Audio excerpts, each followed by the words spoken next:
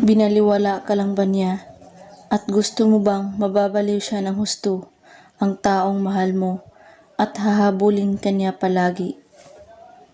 At napaka-epektibo at napakabisa ang ritual na ito at mamangha ka sa magiging resulta nito.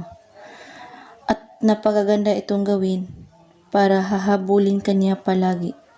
Pwede itong gawin sa magkarelasyon, sa babae to babae at lalaki to lalaki. At pwede rin ito sa magka-LDR. At hindi po ito pwede ipag-alam sa iba. Kahit kanino, gumawa po kayo nito ay walang makakakita sa iyo o makakaalam. At lalong-lalo na sa inyong taong gagawan. Mga kailangan sa ritual na ito: maliit na bato, color pen, at pantali. Kunin mo ang bato, isulat mo sa bato ang pangalan at apelyido ng target.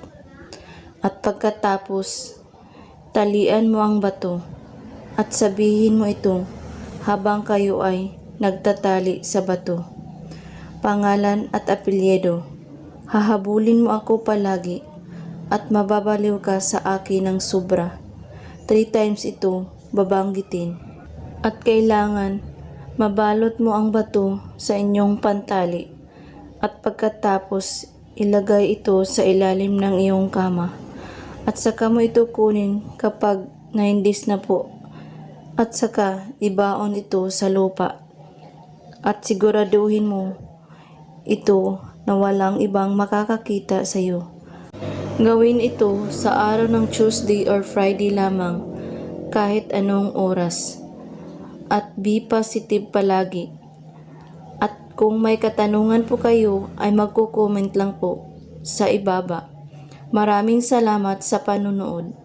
May God bless us all.